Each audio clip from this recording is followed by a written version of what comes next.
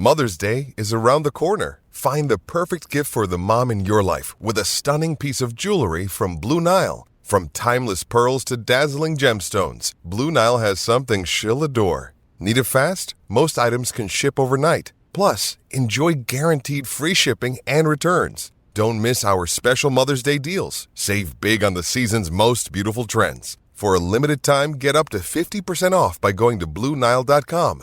That's BlueNile.com. With threats to our nation waiting around every corner, adaptability is more important than ever. When conditions change without notice, quick strategic thinking is crucial. And with obstacles consistently impending, determination is essential in overcoming them. It's this willingness, decisiveness, and resilience that sets Marines apart. With our fighting spirit, we don't just fight battles, we win them. Marines are the constant our nation counts on to fight the unknown. And through adaptable problem solving, we do just that. Learn more at marines.com. It's only a kick, a jump, a block. It's only a serve. It's only a tackle, a run. It's only for the fans. After all, it's only pressure. You got this. Adidas.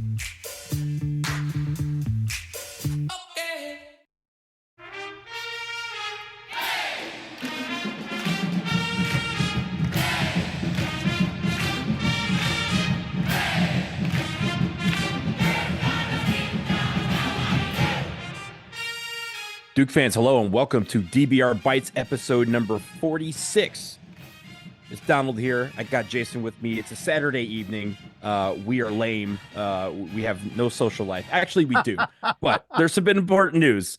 So we decided to take a break from our Saturday evening to bring you the latest on what we heard, especially things that have occurred over the last couple of days. Jason, how are you doing this afternoon? By the way, Jason, I haven't sent you the picture because I've been busy, but I ran into Sam at the in Navy Yard today.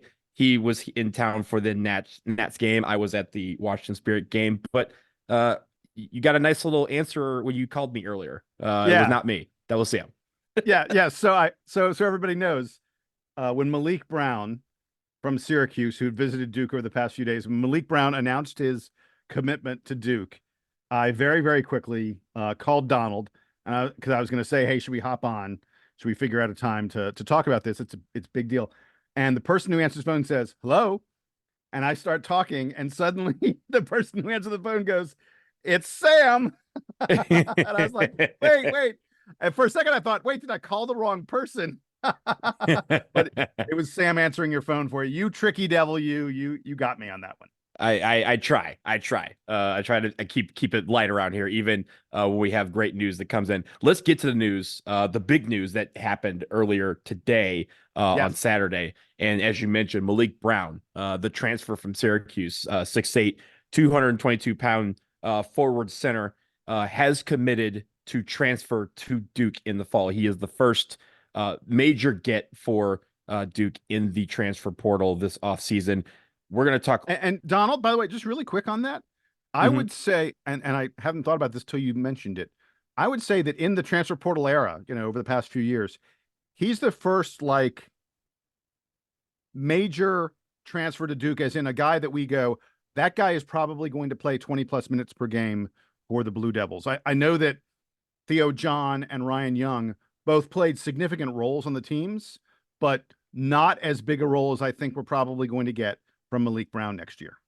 I would say you're forgetting Jacob Grandison in that. I think he was probably the first one that we recruited that would. Good call. Thank you. That would be a guy that could start. But yes, this is a different transfer or type of transfer than we normally have, as you have correctly pointed out. And Malik Brown is expected to come in and compete for the starting role, or at very least playing a significant number of minutes next year. Let's talk about some of his stats over the last couple of years. Again, he is a sophomore, so he'll have 2 years of eligibility at Duke when he transfers. 9.5 points per game. By the way, not necessarily new transfer rules.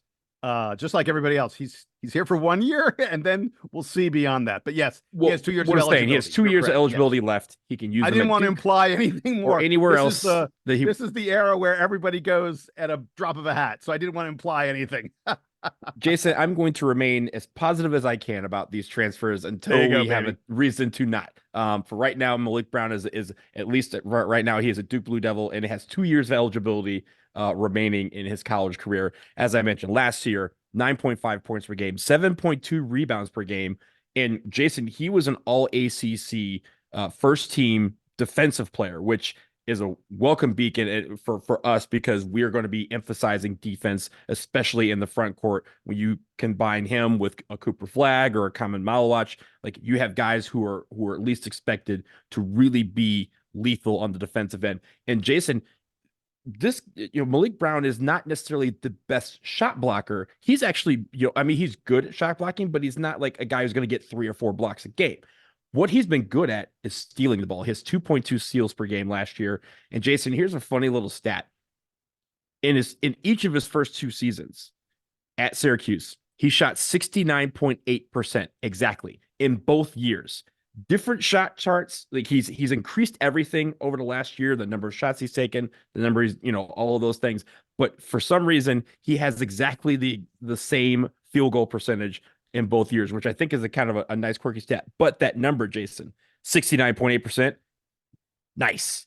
I can take that. So, Jason, tell me a little bit more about Malik Brown and what you've seen from him and what he can bring to the Blue Devils in this next season. Yeah, I'll tell you the first thing about Malik Brown. When we do the stats game in the fall and we are asked who's going to lead Duke in field goal percentage, we're all going to pick Malik Brown. I can tell you that right I don't now. know. It could be. Well, it depends. Yes, I think Cooper Flagg will take more shots, but yes, he will qualify. That's for sure.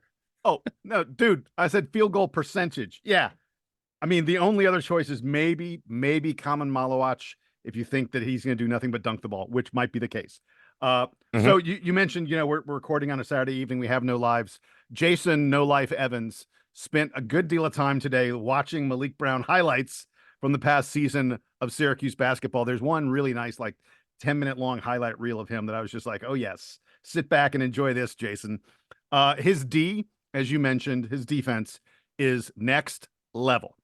2.2 steals per game, as you mentioned, that led the ACC, the top steal guy in the ACC. And it's worth noting that this is not someone who's he's not getting steals by jumping out in the passing lanes. He gets some of that way, but for the most part, this is someone who's using his length, his anticipation to get in there and poke the ball away. He is huge on I'm just going to poke it away. One of my teammates gets it. And by the way, by the time you realize that I poked it away, I'm running the other direction. My teammates got it and I'm getting a slam dunk at the other end. He's a pickpocket. He's not a, yes. He's not a guy. He's not a guy that's going to, fly into a passing lane. He's just going to, pick your pocket, and by the time you realize your wallet's stolen, it's going the other way. Yeah, exactly. And he gets a lot of buckets that way. He had one of the top 30 steal rates in all of college basketball. As you mentioned, he blocks shots a bit, but it's mostly those steals, mostly using his length and his athleticism to be a pest and create problems for the guys that he is guarding and problems on help defense. He was very effective at guarding both the 4 and the 5. You mentioned he's 6'8", about 225 pounds, but he has some physicality to his game. And if Duke needs him to, there's little question that this guy can slide over and guard opposing centers, opposing big men. He did that a tremendous amount for Syracuse this past year. It is not unreasonable, Donald, to think that John Shire is in the process of putting together a team that will at least contend to be the best defensive team in the country next year.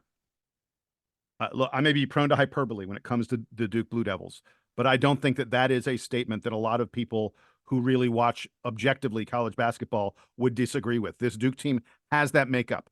If you are an opponent and you're looking out for Cooper Flagg, who is a guy who knows how to get all over the place and just impact things in all kinds of different ways, you're looking out for Cooper Flagg. Well, suddenly Malik Brown is poking the ball away. Okay, so maybe you figured out how to avoid Cooper Flagg and Malik Brown. Well, be careful, because 7'2" Common Malawach is lurking, ready to swat everything out of the way. Oh, and by the way, they're a pair of sturdy 6'5" long-armed guards who are making life really tough for your perimeter players. Playing offense against this Duke team: Proctor, Foster, Cooper Flagg, Malik Brown, Common Malawach. If that's the lineup, which I think very well could be the lineup for Duke a strong percentage of the time next year, it's a nightmare for opposing teams. And Jason, when you think about it, and I know we're going to talk a little bit about kind of how the roster has been constructed so far after the break. But I do think when you think about the perimeter and the perimeter guards and Foster and Proctor and how they play defense, this actually could make that where it's funny. They could have it where Malik Brown's steal percentage rate could go up, because think about this. If you have a guy that is a pest on the perimeter, the one thing that they're going to force their opponent to do is make a bad pass. And guess who's ready to clean up any bad passes that come into the lane? It could be Malik Brown. Exactly. You mentioned already he's got very good rebounding numbers. Not like jump off the page kind of stuff, but he was top 20 in the ACC at both offensive and defensive rebounding, during ACC games. It is worth noting that no one on the Duke team was top 20 in both offensive and defensive rebounding in ACC games. That's because Kyle Filipowski was 21st. Right. but still, Malik Brown is a very good rebounder. Let's talk a little bit about his offense just for a second. Super efficient, as you said. I mean, he's a guy, you mentioned, 69 point something percentage overall. He hit 73% of his 2-point field goals. 73%. That was the 6th best 2-point field goal percentage in the country. He stepped outside a little bit, not much, a little bit. He hit 7 out of 18 3-pointers. That's not a lot, but that means he's a guy who is not, look, if you take 18, it means he's taken about one every other game or so. It means you're not someone who's avoiding that shot. That is a stat game eligible stat right there. The fact that he goes, we do half a three per game. Like, he's right at that cusp of hitting, of shooting half a three a game. So he would be eligible for the stats game if he kept that up. There you go. And 7 out of 18 comes to about 39%. So, I mean, hitting those threes and hitting an absurd percentage of his twos meant that Malik Brown had, wait for it, the 3rd best effective field goal percentage in all of college basketball last year. There are, what are there, like 4,000 players or something like that in college basketball? There are a lot of players. Mm-hmm. This was the 3rd best effective field goal percentage in the entire game. That is crazy. But we must mention low usage. This is not a guy, like someone sent me an email today. They were like, hey, is he someone who's going to put the ball on the floor and create his own shot? I'm like, no, no, not happening. This is a low usage player. When he was on the floor, Malik Brown only took a shot on 12.8% of possessions. That's a low. Remember, 5 guys, 20% is the average.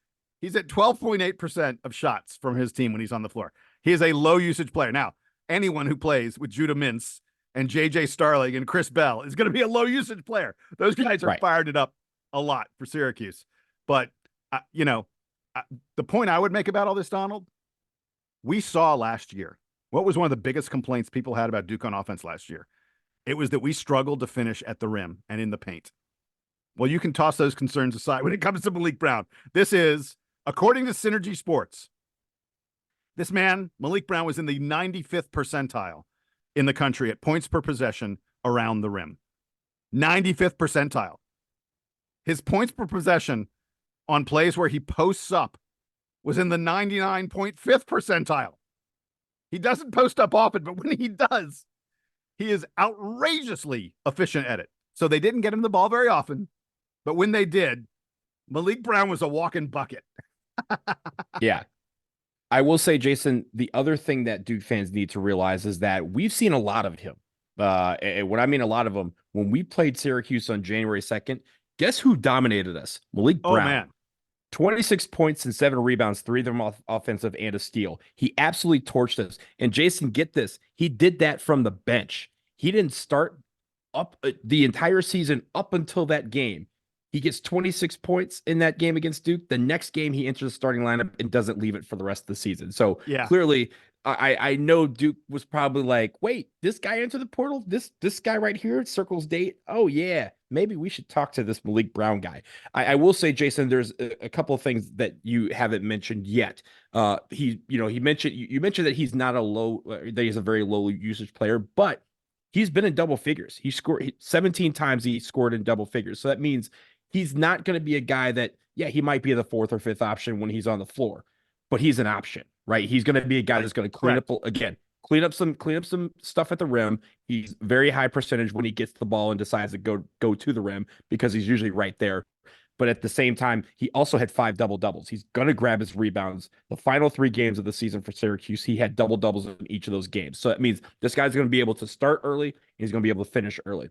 The one caveat I will say around him, the only thing that we saw from him that will probably, the coaching staff will probably work to improve this offseason, is that he does foul a lot. He averaged 3 fouls a game. So this is the guy that, again, low usage and getting into foul trouble means he had a couple of stretches where he had to go to the bench in some games because or fouled out of games because of the fact that he was in foul trouble. So that's a little thing that again can be corrected, and obviously that deals with how he's used on defense.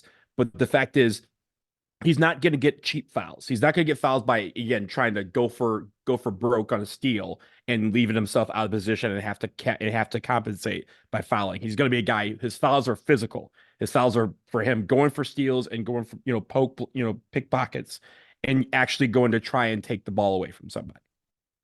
The last thing I would say about him is this. Duke was looking for a fit.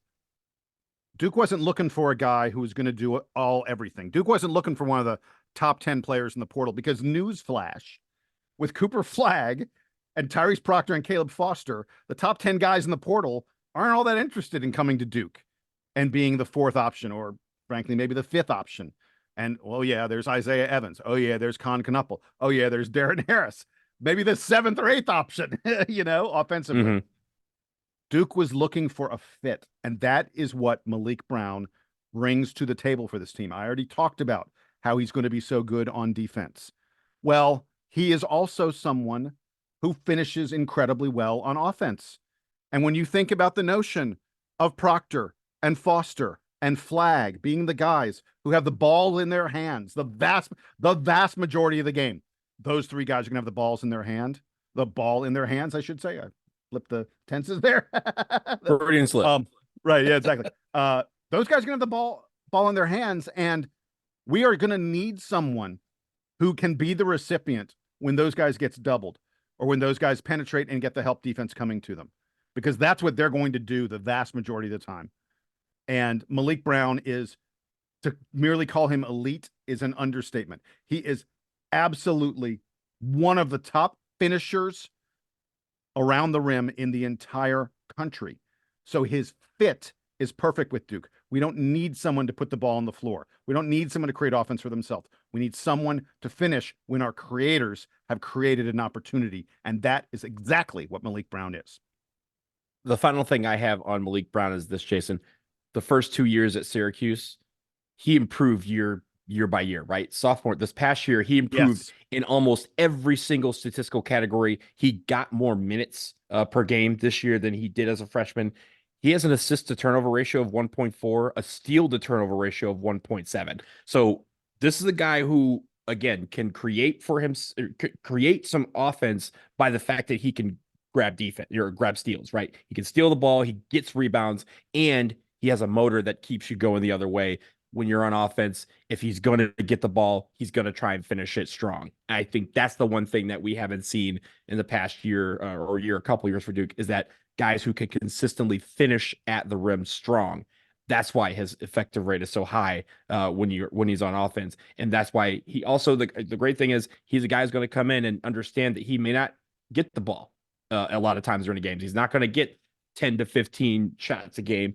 And it feels like he's a guy who accepts that and embraces that role, which is someone that we need for this offense. I give you the last word on Malik Brown. I think your point about the fact that he improved each year is important because, as you noted, he did not start at Syracuse until that Duke game. And after that, he was a starter every single game, playing 30+ minutes per game, quite often toward the end of the season, playing 40 minutes. 40, in a lot of these games. And everything ticked up about his game, starting in, mid to late December. He frankly wasn't as big a piece for Syracuse early in the year. So when you look at his, season-long averages, you maybe don't quite understand the kind of player he was toward the end of the year for the Syracuse Orange. And this is a guy who, the moment I heard he was visiting Duke and started to look into it a little bit and started to think a little bit about what he could accomplish, I just kept on saying, this is a fit. This is a great fit with what Duke needs. I'm super bummed. Look, I'm teasing what's coming up next. I'm super bummed that we lost Sean Stewart. But for folks who didn't listen to the last podcast, my main, because I knew that it was Malik Brown or Sean Stewart, and they weren't both going to be at Duke next year because they're too similar. I just feel like Malik Brown is so much more of a sure thing than Sean Stewart. Sean Stewart's ceiling is higher. Malik Brown's floor is 12 floors higher, though. And as a result, I think John Shire said, I got to take the higher floor. I got to take the sure thing. I got to take the guy who's already an all-ACC defensive player, who's already shown he can play 30, 35, 40 minutes in an ACC game and be effective. That is what I have to have when I've got the rest of the team that I already have. So Malik Brown, he commits to Duke. He's coming via transfer from Syracuse. By the way, he will not be the last transfer to commit to Duke. yes. We're gonna, Jason. You keep teasing the other side of the break. Let me get to the Sorry, break. man.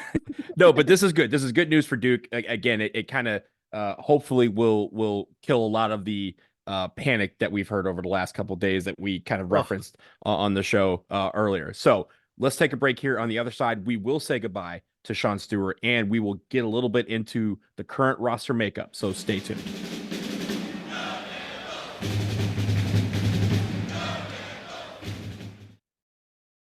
Mother's Day is around the corner. Find the perfect gift for the mom in your life with a stunning piece of jewelry from Blue Nile. From timeless pearls to dazzling gemstones, Blue Nile has something she'll adore. Need it fast? Most items can ship overnight. Plus, enjoy guaranteed free shipping and returns. Don't miss our special Mother's Day deals. Save big on the season's most beautiful trends. For a limited time, get up to 50% off by going to BlueNile.com.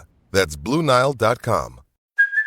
Hey, it's Kaylee Cuoco for Priceline. Ready to go to your happy place for a happy price? Well, why didn't you say so? Just download the Priceline app right now and save up to 60% on hotels. So whether it's Cousin Kevin's Kazoo Concert in Kansas City, go Kevin, or Becky's Bachelorette Bash in Bermuda, you never have to miss a trip ever again. So download the Priceline app today. Your savings are waiting. Go to your happy place for a happy price. Go to your happy price, Priceline.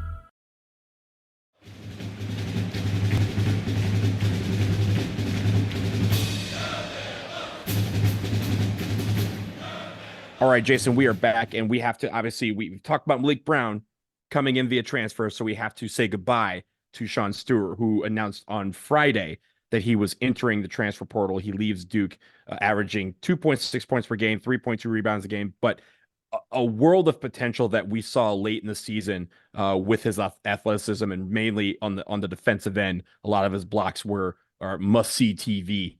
He averaged about 2 field goal attempts per game, but his potential, I think the one thing about this, as we lead into it, I think the transfer of Sean Stewart hurts people a little bit more than some of the others, because one, it felt like he had a potential to be a starter next year, or at least have some significant minutes in the front court for Duke. But also, I think it's a lot of people reference the journey that he had, right? That he's a Duke fan, and that, that Grant Hill's his godfather, and all of these things. But at the end of the day, Sean Stewart wanted to play some minutes, and he wanted to get some playing time, and it wasn't quite guaranteed that he was going to get that, or at least with other guys coming in, he felt that to get the playing time that he wanted to showcase his skills, he needed to go elsewhere. He enters the portal, and Jason, we can use this to talk about Sean Stewart and kind of relate it also to the current roster makeup, because as we mentioned, we kind of had one big man leave, but now we have Malik Brown coming in. So talk about Sean Stewart, and we can lead that into the discussion about our roster makeup. Yeah. So first of all, I would say that Sean Stewart is the one thing that happened this offseason that I think Duke really didn't want to have happen. The most unexpected of the ones, right? Like we talked about some of the ones that we knew were going to happen. Yeah, you're right. This is one that we thought it would be kind of a surprise. I think that when John Shire sat down with his brain trust and they were discussing what next year's team would look like and the such, They sort of suspected. I don't want to imply that they chased off Mark Mitchell or Jeremy Roach. That is absolutely not the case. But I think they sort of expected that Jeremy Roach and Mark Mitchell would probably leave. They certainly expected that Jalen Blakes and Christian Reeves and Jaden Schutt would leave. They expected Jared McCain to turn pro. They expected Kyle Filipowski to turn pro. I think they probably suspected that TJ Power probably would leave. Look, Duke essentially recruited 3 other guys at TJ Power's position, in addition to having Cooper Flagg. I guess 4 other guys, if you really think about it. If all those guys are really wing forwards. But Sean Stewart is the one guy that I think Duke really wanted. Sean Stewart was part of the plan. And I know that there are people at Duke who were very upset when they found out that they would not be able to keep Sean. Sean really wanted some, God, I hate to use the word guarantees because that sounds unfair, because everyone knows there's no such thing as a guarantee at Duke. But Sean wanted some assurances. Let's put it that way. I think that's a good word. Assurance. Yeah. And the same way Duke doesn't give guarantees, Duke doesn't give assurances either. Duke says you will have the opportunity to work for it, to fight for it. And I think that Sean Stewart and the people around him decided that after last season, when I think they felt like he had earned more than he got, they were not willing to take the risk again. Having John Shire say you'll have the ability to work for it. I think that they felt maybe a little bit burned by not having gotten as many opportunities as they think they should have as a freshman. And they were afraid of having another season like that as a sophomore. I think it's the famous Coach K quote, right? Nothing is promised other than the opportunity to compete, right? That's something Correct. that he said early on, and that's kind of been the mantra at Duke. When we go after all these guys, we've had some guys in years past who were highly touted recruits that came in and kind of said, hey, I want to start, I want to do this, I want to get 30 minutes a game. And Coach K was like, we're going to let you compete. Not here. You're not giving you any guarantees other than that you can compete for your spot. And if you're good, you'll make it. If not, then you won't. And some guys, really quick, if I can, but imagine how you would feel. And I want to stress something. I have not discussed this with Sean Stewart or his family. I don't know for a fact that this is how they feel, but let me guess for a second. Imagine how you would feel, Donald, if they had said to you, you need to come in and compete. You need to come in and earn it. And you felt like, I did. I came in and competed. Look at my results in games. I had the top rebounding rate in all of college basketball. Number 1. We said 4,000 players in college basketball. Sean Stewart had the number 1 rebounding rate in all of college basketball. When you gave me chances, like against NC State, I delivered. And yet I still couldn't get playing time. So think about how that feels to the player. I honestly hadn't thought about it that much until Sean transferred, and I spent a half hour like literally banging my head against the wall because I think this kid has so much potential, and I was so excited for him to realize that potential at Duke. And then I really started to think, I was like, wait a second. The mantra of you must earn it, I could see. I'm not saying he definitely did earn it, but I could see him and the people around him thinking that maybe they did and they didn't get a chance even in that circumstance. And I think I've also thought about that. And I agree with you that I'd be upset. I've had opportunities in life, right, where I feel like I've worked for something, I've worked tirelessly for it, I've earned it, and I don't get it, right? And sometimes they say like nice guys finish last, the hardest workers don't always get it's not a meritocracy in some cases. In some cases it should be, right? And I think it's differing opinions. We don't know what goes on in practice, right? We're not there every practice. We're not there in the locker rooms of games. So we don't know how decisions are made or why they're made. But sometimes that people feel that way. I totally get that. And then there's also the fact that with Sean Stewart, you talked about him being a part of the plan.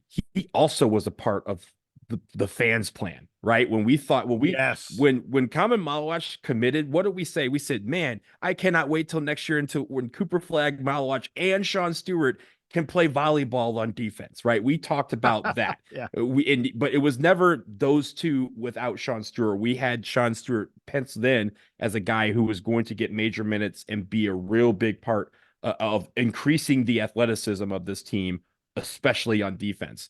And so that's what I think hurts fans the most, is that people were like, yeah, this guy's going to come back and dominate.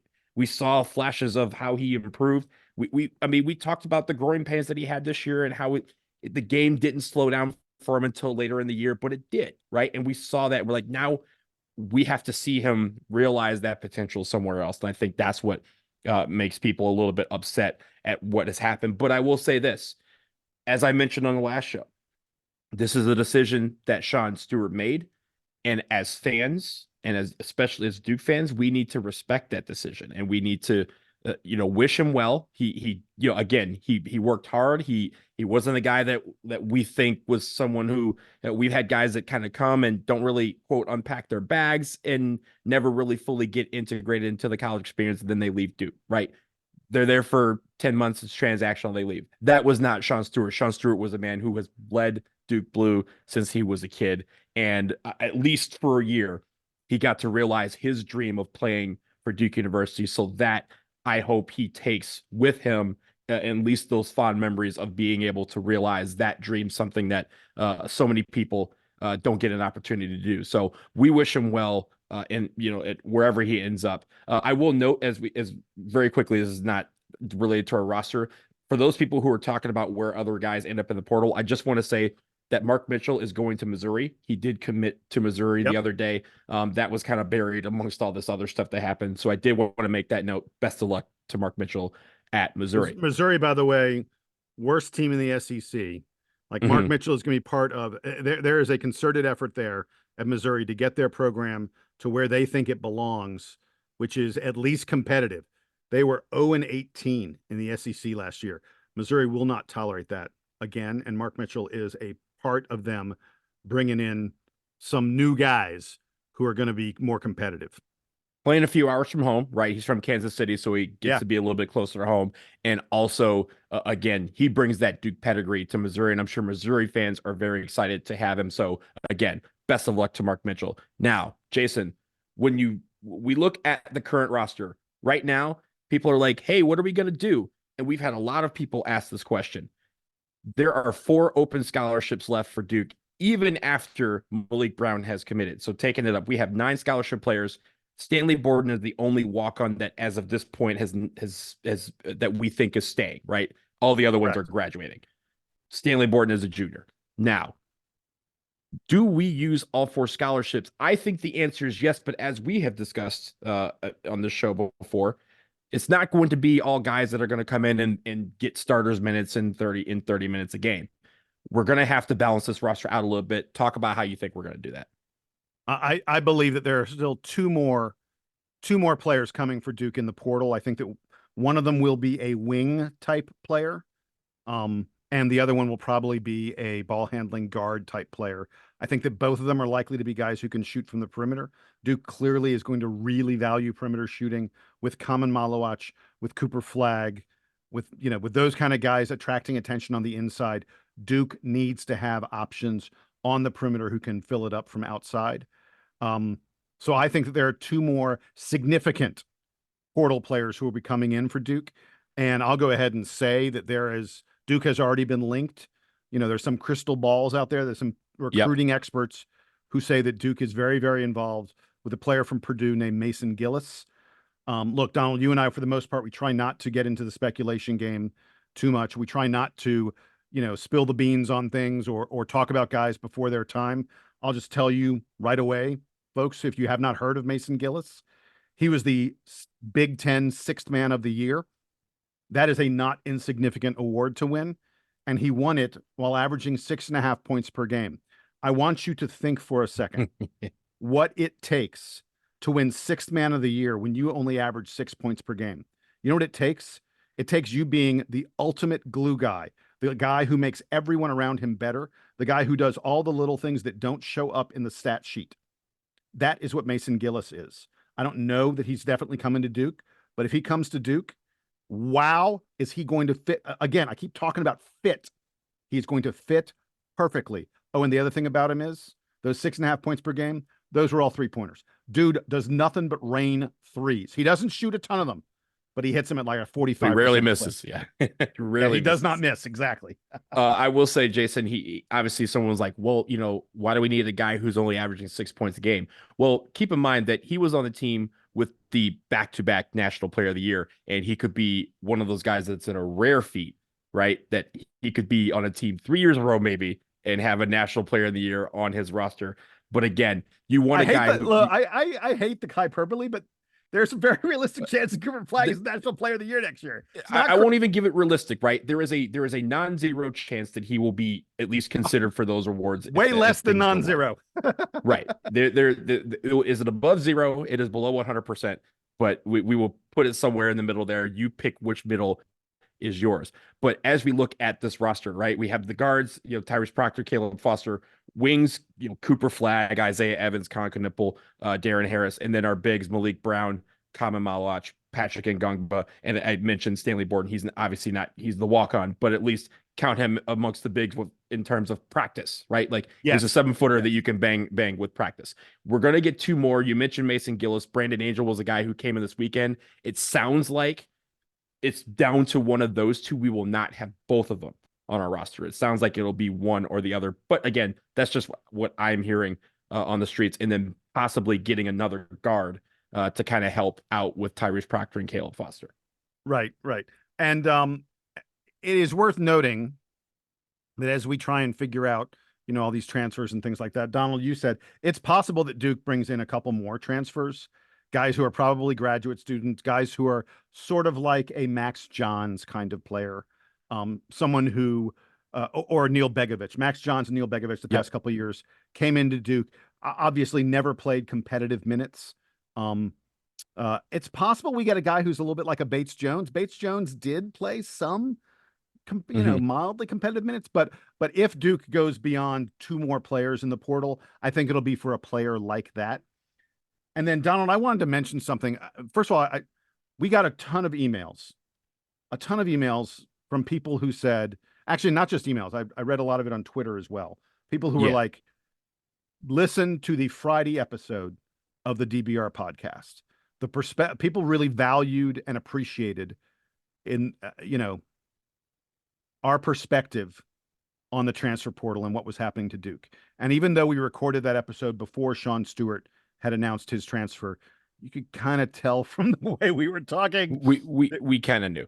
But again, I think what's also different, Jason, is that we're not in the business of breaking news. We don't like breaking news. We want these guys to make whatever decision they want when they decide to make it, and then we can quote react to it. But yeah, there's some of these we're getting at least inklings or strong feelings that things are happening. Right. And it allows us to talk about it in a way where we don't give it away, but when it happens, you're able to hear our perspective on it. And again, I appreciate so many people who said they appreciated our perspective, but I don't just want this to be our voice. There is someone who posted something that I thought was really interesting on the DBR boards, and I want to read it right now. The DBR boards are, of course, part of Duke Basketball Report, not Duke Basketball Roundup. But the forums there have some really, really smart folks. And a poster named Chillin' Duke wrote something that I'm going to read to everybody now. And I think I just think it's really an interesting way of looking at what's happening at Duke and elsewhere. He pointed out this. He said the transfer portal is effectively a marketplace, and the players are assets, but they are assets with a shelf life. The best players, the guys with NBA aspirations, whether in high school or in college, they want a spot in Duke's starting lineup. We're talking about people like Tyrese Proctor, Foster, Flag, Kamen Malach. Duke currently has an open question at the 3 or the 4, although, it's possible that we got our answer, or possible that Isaiah Evans is the answer. But those 5 seats at Duke and at other blue blood teams are extremely valuable, both monetarily through NIL and in terms of exposure and reputation. Those 5 seats for us will always command a ridiculously strong starting 5. But the next tier of players, and this is the part of Chillin' Duke's post that I think is really interesting. The next tier of players, which is a much larger tier, is where things begin to break down and get complicated. It's filled with guys who had NBA aspirations, but their NBA likelihood starts to get murky. Sean Stewart, Jeremy Roach, TJ Power, they fit in this tier. In this tier of players, they've been playing basketball their entire lives. They've been really, really good enough to get recruited and play at Duke. They have always envisioned making the NBA and playing with the pros. But for the first time in their lives, they're forced to acknowledge the possibility that they may not be good enough. That may not be their future. Those long-held dreams of playing in the NBA may not come to fruition. This isn't abnormal, by the way, for the vast majority of kids that grow up playing a sport. The realization that you won't go pro happens in middle school or high school. But for this tier of kids, it didn't happen until they got to college. And so the question is, what happens to them next? And Chillin' Duke said, the way I see it, a player like Sean, like Jeremy, like TJ, now has to acknowledge that the pro route, at least the NBA pro route, may not be a foregone conclusion anymore. And those players have to now decide how best to grow while managing their downside. And by downside, that's a key point here. If a player like Sean Stewart looks at his life and says, man, I've been playing basketball my entire life. I've poured my blood, sweat, and tears into this, and I may not become an NBA star. The next logical step is to say, well, how do I maximize what I've accomplished so far? And that's where the transfer portal and NIL come into play. This tier of basketball players basically saying, hey, if I can make $1 million or so over my 4 years in college, maybe I need to chase that because nothing beyond that is certain for me any longer. So every year, the music starts.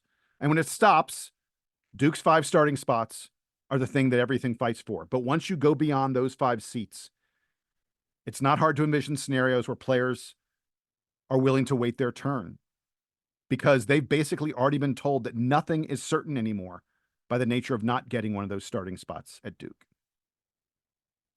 That's the end of what he wrote.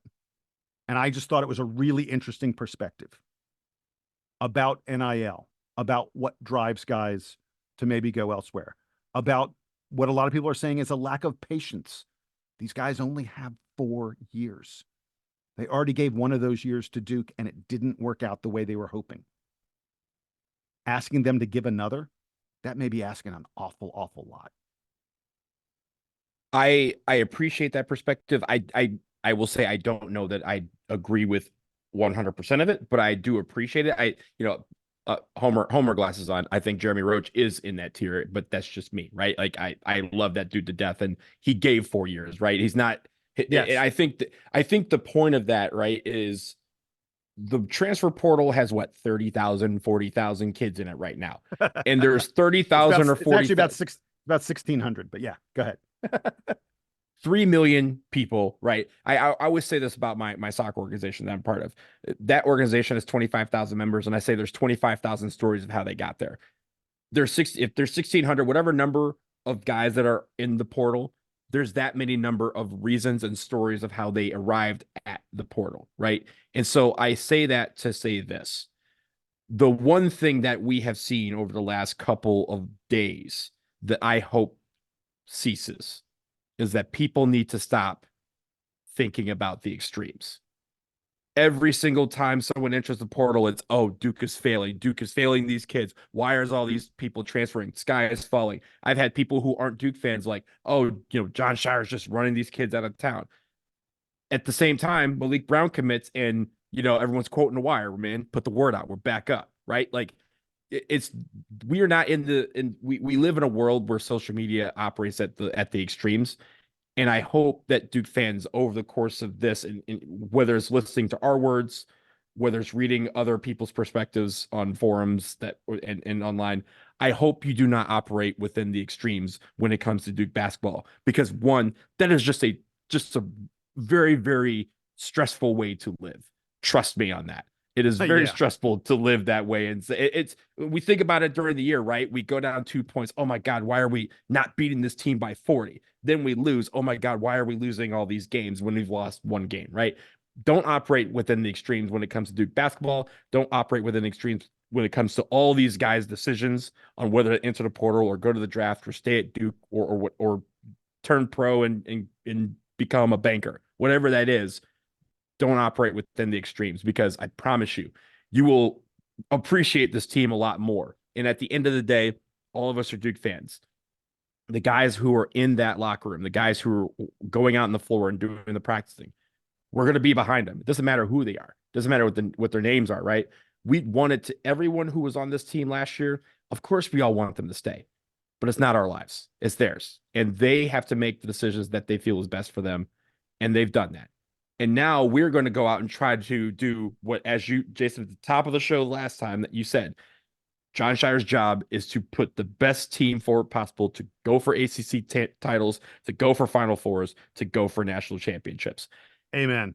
The guys that are in the locker room are committed to doing that with him, and we need to be committed to pursuing that and rooting them on as they go and undertake the sites for 6 that we have wanted for so long. So I will leave it there on DBR Bites, unless, Jason, you have the final word. Why don't you get the final word? Yeah, just so really quickly, I just wanted to tease something for everybody. On Sunday, the Jordan Brand Classic is happening. It is not being televised, I don't believe. I think you can stream it on NBA.com. The Jordan Brand Classic is happening, and look, we've spent some time. We talked about the McDonald's All-American game. We talked about the Nike Hoop Summit. This one's a little different because for the first time, we're going to get a look at Con Knuppel. We're going to get a look, in fact, at all of the Duke recruits other than Common Malawach, who's overseas and not eligible. He's playing in the Basketball Africa League, so if you want to watch him play, you can. Right. Those are also on NBA TV. He's doing well so far. Oh, yeah. By the way, I watched his game just the other day. He scored the first 12 points for his team and swatted 3 shots in the first, 5 minutes. I was like, oh, yes, please. Bring him on. Jason, remember what I just said? We back up. There you go. Right, exactly. By the way, among those scoring the first 12 points, 2 of them were 3-pointers. But anyway, no, the point I was going to make was Jordan Brand Classic, 5 Duke recruit. Darren Harris is there. Con Knuppel is there. Cooper Flagg, of course, Patrick Ngongba, and Isaiah Evans. They are all playing in that game. And Donald, we have a mole.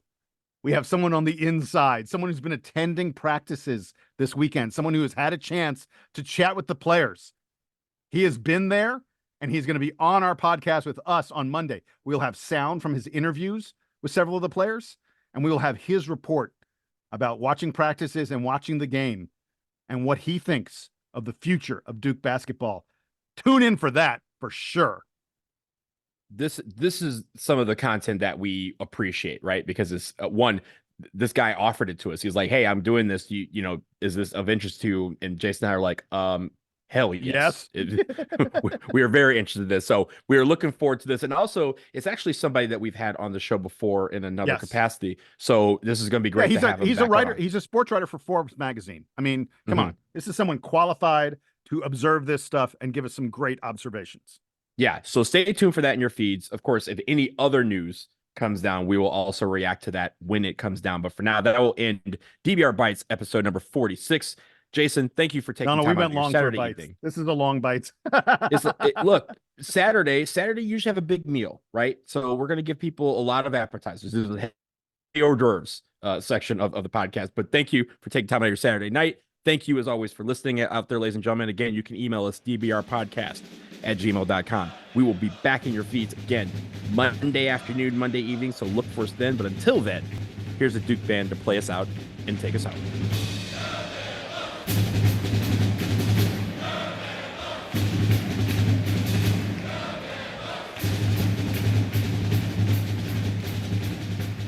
Did you like that? I thought the thing Chillin' Duke wrote was really interesting. Yeah, like I said, even if you kind of disagree with it, I think it's really interesting. Yeah, it's a good perspective.